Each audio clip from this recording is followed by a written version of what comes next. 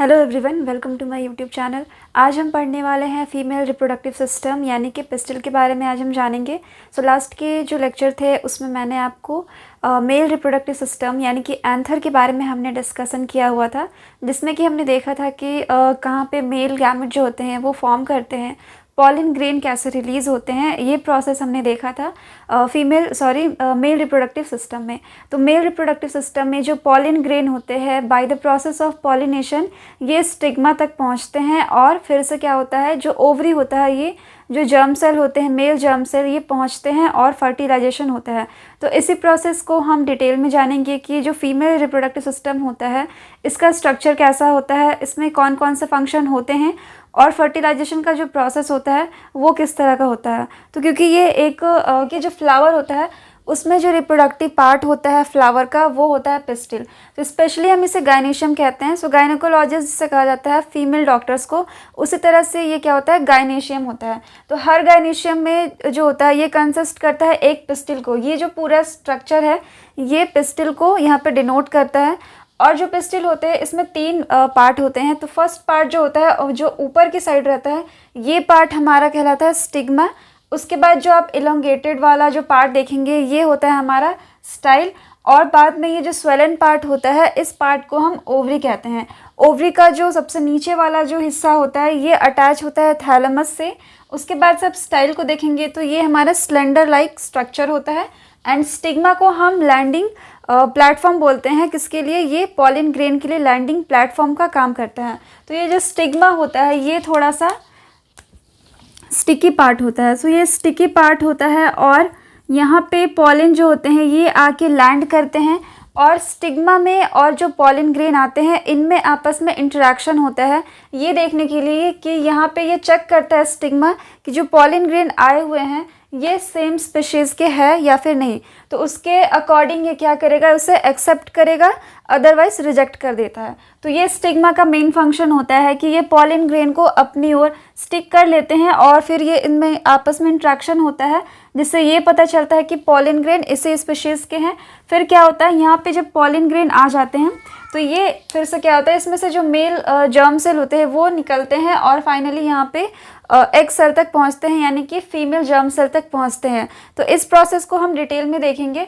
तो यहाँ पे आप देखेंगे जो ओवरी है यहाँ पे ये एक स्वेलन पार्ट है और इस ओवरी में ओव्यूल प्रेजेंट होता है। तो ओव्यूल यहाँ पे आप ब्लू पार्ट को देखेंगे, जो ब्लू पार्ट है ये हमारा होता है ओव्यूल। और ओव्यूल के अंदर ही कुछ सेल ऐसे होते हैं जो कि फीमेल जर्म सेल को यानी एग सेल को फॉर्म करते हैं और फाइनली जब फर्टिलाइजेशन होता है तो इससे क्या हो जाते हैं, सीड बन जाते हैं और बाकी का जो पार्ट होता है यानी कि ओवरी ये फ्रूट बना लेता है।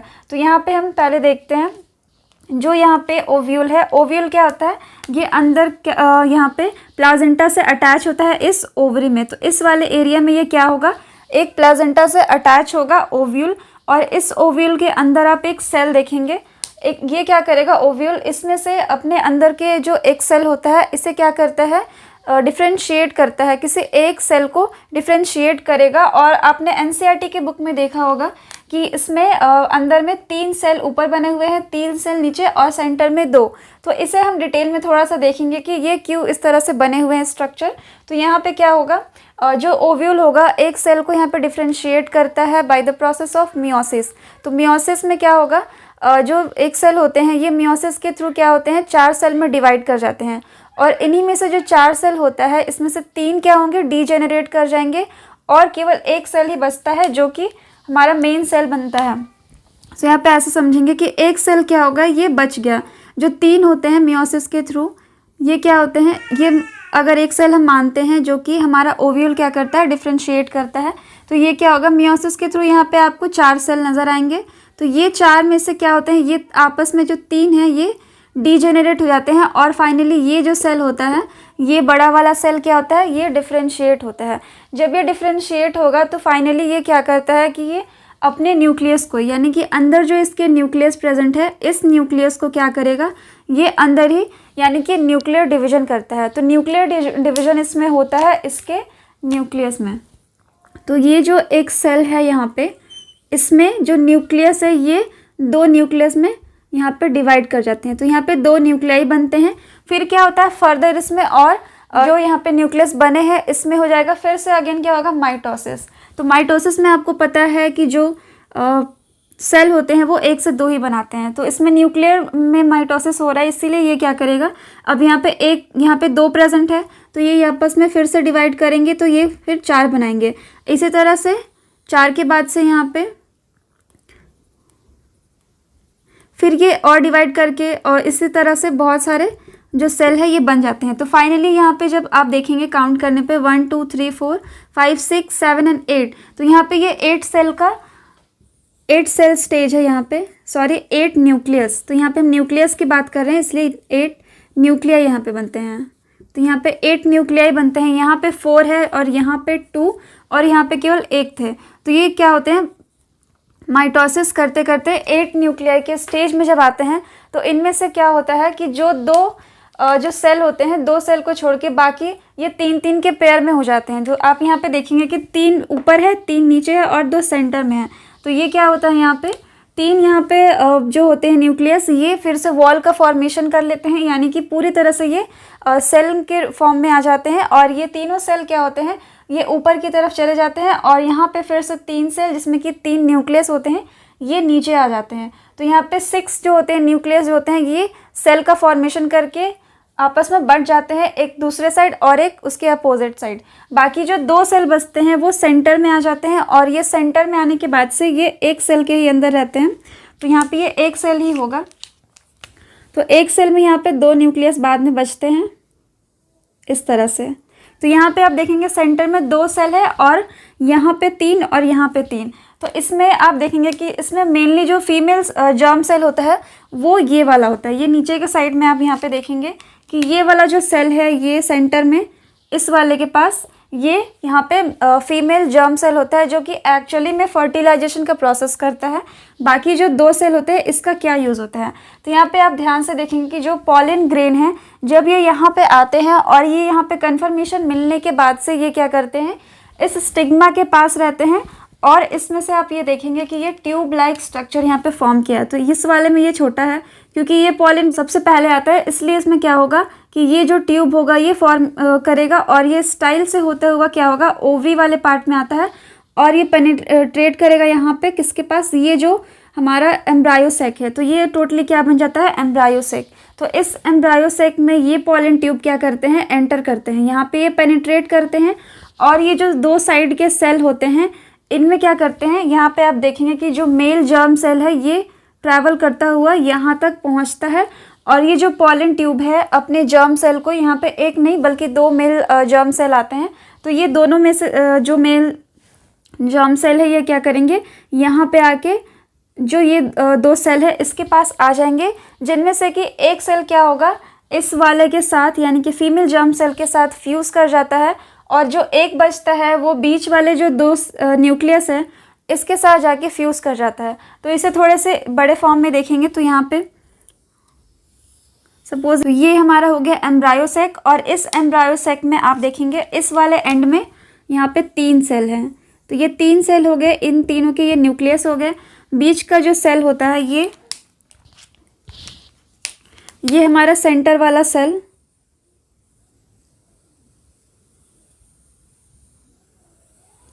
इसमें है 2 न्यूक्लियस। तो ये 2 न्यूक्लियस जो कि फ्री होते हैं और फिर से यहाँ पे जो इस साइड जहाँ पे पॉलिन ट्यूब ने मेल जर्म सेल को दिया था तो यहाँ पे ये क्या होता है, एग सेल होता है जो कि मेन फीमेल जर्म सेल के नाम से जानते हैं हम इसे।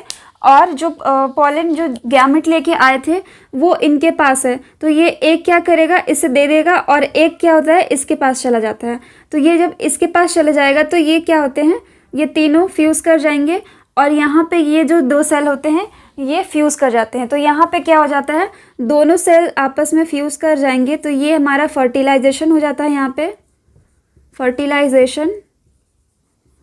और यहाँ पे भी क्या होगा, ये तीनों न्यूक्लियस जो है या फिर जो सेल के साथ ये क्या कर गए, फ्यूज़ कर गए। तो ये तीनों न्यूक्लियस आपस में फ्यूज़ कर जाते हैं और इनमें भी क्या होगा, ये क्या होता है धीरे धीरे फिर से क्या करते हैं, खुद को डिवाइड करते हैं। तो फर्टिलाइजेशन के बाद से आपको पता है कि ये क्या बनता है, ये जाइगोट है। तो जो 2 सेल है ये जाइगोट होंगे जो कि बाद में एम्ब्रायो का फॉर्मेशन करेंगे। तो ये बना लेंगे एम्ब्रायो।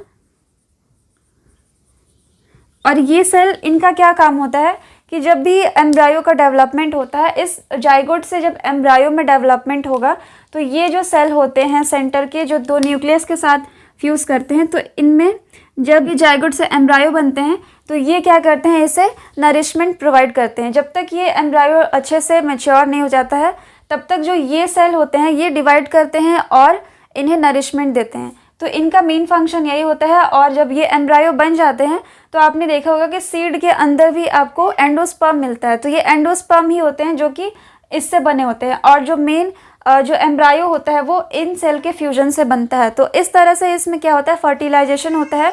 और आप इसमें देखेंगे कि कितने सारे सेल मिलके एक यहाँ पे एम्ब्रायो का फॉर्मेशन करने के लिए इन सब की रिक्वायरमेंट होती है। तो ये बीच के जो सेल हैं ये क्या करेंगे, आपको नरिशमेंट प्रोवाइड कराते हैं एम्ब्रायो को, और ये होते हैं फर्टिलाइजेशन में पार्टिसिपेट करते हैं। तो इस तरह से इसमें ये जो प्रोसेस होता है ये होता है। तो ये सारे जो प्रोसेस होते हैं फर्टिलाइजेशन के, वो फीमेल जो गैमेटोफाइट है यानी कि एम्ब्रायो सैक है, इस एम्ब्रायो सैक में ही ये सारे प्रोसेस चलते हैं। बाद में जब क्या होता है कि ये जो सीड है वो बन जाते हैं, और उस समय क्या होता है कि ये ओवरी जो होता है ये कन्वर्ट हो जाता है फ्रूट में। तो ये ओवरी कन्वर्ट हो जाएगा फ्रूट में, और ये जो एम्ब्रायो सैक है, एम्ब्रायो सैक, ये फॉर्म कर जाता है सीड। तो ये सीड में बदल जाता है। तो ये सीड में बदल जाता है, और जो ओवरी होंगे ये क्या होंगे, फ्रूट में। तो इसमें से शॉर्ट फॉर्म में देखेंगे तो ओव्यूल ही क्या बनाता है, सीड, और ओवरी से बनता है फ्रूट। तो ये ओव्यूल हो गया सीड, और ओवरी होता है यहाँ पे फ्रूट। तो ये क्या हो गया। इसके बाद से क्या होता है कि जो बाहर के और बाकी जो होते हैं जैसे कि कोरोला हो गया एंड सेपल्स, वो इस टाइम पे क्या होते हैं, वो हट जाते हैं, यानी कि उनका कोई यूज़ नहीं रहता है, इसलिए वो क्या होते हैं, सूख जाते हैं धीरे धीरे, और वो अलग हो जाते हैं प्लांट से। उसके बाद से आपको फ्रूट मिलता है, और फ्रूट के अंदर आपको सीड मिलता है। तो ये पूरा प्रोसेस हमारे फीमेल गैमेटोफाइट में, यानी कि जो ओवरी है या फिर फीमेल रिप्रोडक्टिव सिस्टम होता है, ये सारे प्रोसेस इसमें ही होते हैं। तो ये ओवरऑल हमारा फीमेल रिप्रोडक्टिव सिस्टम होता है, जिसमें कि 3 मेनली पार्ट होते हैं, स्टिग्मा, स्टाइल एंड ओवरी। तो ये यहाँ पे फ्लावर के स्ट्रक्चर में हमने आज रिप्रोडक्टिव सिस्टम को देखा जो कि फीमेल का था। और उसके बाद से हम इसके और फर्दर जो प्रोसेस होते हैं जस्ट लाइक पॉलिनेशन, इन पे हम डिस्कशन करेंगे। सो आज के वीडियो में अगर आपको कोई डाउट या फिर कन्फ्यूजन रहता है तो आप कमेंट सेक्शन में कमेंट करके बता सकते हैं। Thank you.